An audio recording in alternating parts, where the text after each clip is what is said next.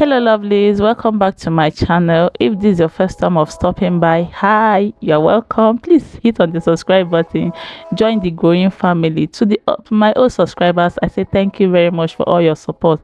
I really appreciate it. You guys know I appreciate it, right? Thank you very much for always supporting me. So in today's video, we are going to make this simple short gown. It's simple, and I'll see you at the end of the video.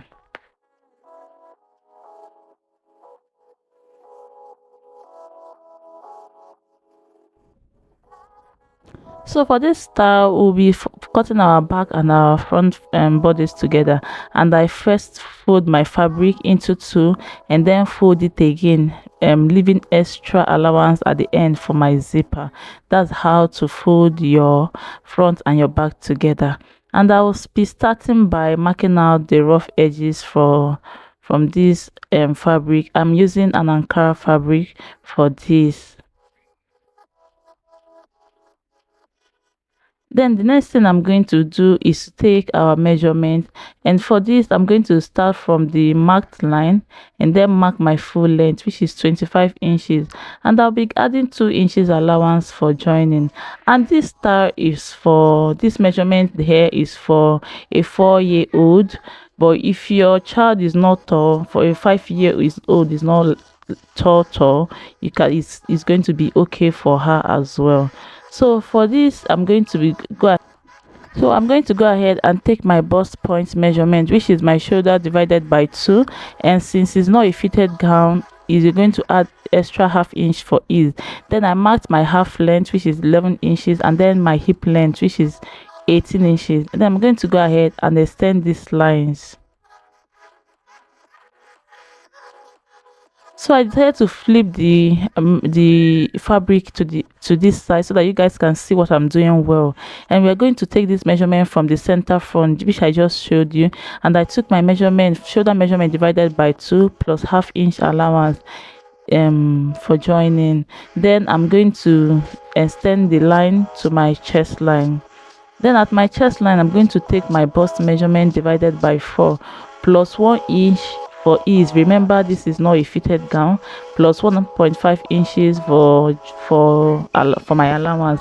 And I'll do the same thing for my waist divided by 4 plus 1 inch for ease, and then plus 1.5 inches allowance. Then also my hip measurement divided by 4 plus 1 inch for ease, and then 1.5 inch for allowance. Then I'm going to go ahead and connect all this line, making a curve at my armhole. For my armhole depth, then I'm going to connect all this line. Then from the hip down is going to be a straight marking. Then for my neckline, I went for the width, I did 2.5, and then for the length, that's the going down, I did 3 inches. Then I'm going to go ahead and then connect this line for make a curve for a round neck. I'm going to mark my back neckline because I'm going to cut that first, and for my back neckline I have 1 inch for the length. Then I connected it to the front neckline.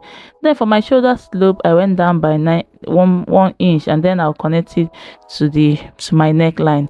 And that's it, basically it for this for the marking. Remember that you're going to cut your back bodies first, before your back neckline first, then separate it before cutting the front one. If you haven't subscribed to my channel, I think this is the right place to subscribe to my channel. Please hit on the subscribe button, join the growing family, give me a thumbs up. Please always give me a thumbs up. Support my channel in any way that you can. Thank you very much for all you do. So for the sleeve, you're going to be marking the front and the back piece together, just like we folded the body. We're going to fold the sleeve that same way, but you're not going to add extra for zip. Just whatever you're going to fold, make sure it's up to your measurement, that your sleeve measurement plus 2 inches allowance. So I went ahead to take my sleeve length plus 1 inch allowance for joining. My sleeve length is 7 inches. Then I made a line. Then I'm going to go ahead and take my round sleeve measurement, which is 5 inches plus ½ inch for ease. Remember, it's not a fitted gown. Then plus 2 inches for each 2 inches allowance. Then I went down for by 3 inches, then connected the line as well. The next thing I'm going to do is to make something like a S to join this. If you have your French curve, you can use it to make this, but I do not have. I always use my free hand, and it comes out perfect for me. Then for my down round sleeve where I'm just cutting, remember to take your measurements here. I took the measurement, but I think I did not include it in the video, so remember to take your measurement there, because this is not going to have an elastic. So for the flare at the on the sleeve, we're going to measure the down part of the sleeve, and I have about, let's say, 6 inches here. Then that 6 inches, and I'm going to divide it by 4 to cut out my flare. And for my flare, I wanted to add some inches to plates on the sleeve to give it a fuller look. So that's why I'm going to cut more than the measurement. And for the first cutting, I'm going to be marking at 2.5 inches all round. Then when I was done marking it, I measured to be sure that it's up to my round measurement plus some inches. And then for the length of this flare, I'm going to mark at 4 inches all round as well. And then I'm going to go ahead and cut it out. Then whatever, after cutting it out, I'm going to fold another fabric just like I folded this one, and then cut out, place it on the fabric, and then cut out the second one.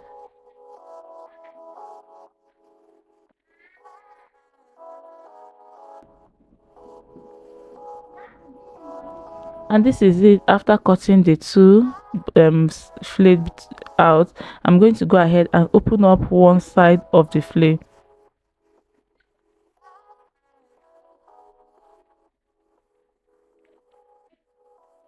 So going into the cutting to the sewing tutorial, I'm going to go ahead and place the front bodies to the back bodies, and then stitch down the two shoulders together.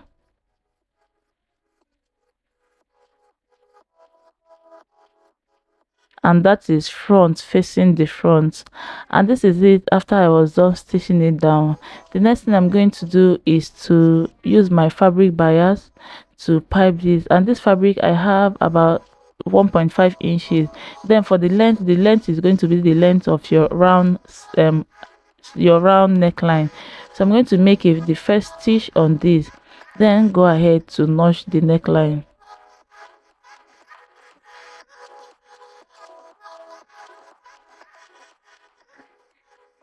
And the fabric is placed at the front side. Then I'm going to turn it to the wrong side, make a first fold, and then make the second fold to cover the rough edges. If you want this fabric to come out to the front side of your bodies, you're going to stitch the first one at the wrong side, then turn it to the front side to stitch it down.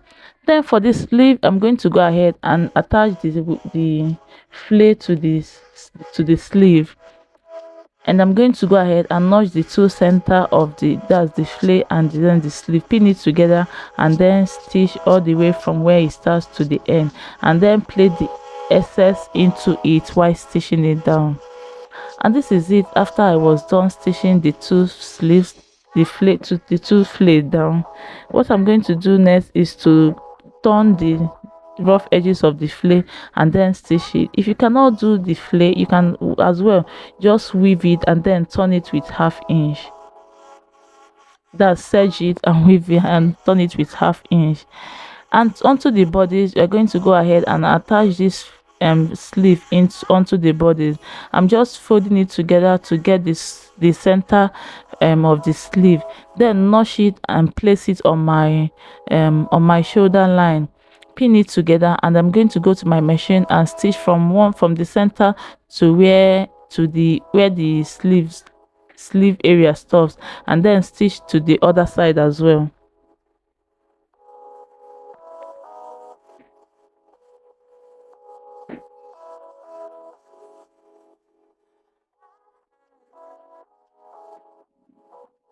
And this is it. After I was done stitching it down, if you look at it, you see that I have a little bit of excess, and then I plait it into the sleeve. It's just an intentional excess. So the next thing I'm going to do is to arrange the fabric together and to take out my zipper allowance, and I'm going to go ahead, pin it down, then stitch the two sides with my allowance. Remember, we added 1.5 inches, so you're going to stitch at 1.5 inches from my sleeve all the way to the bodice to where the gown ends. Then I'm going to open it up, and then we are going to make this fabric for our pocket.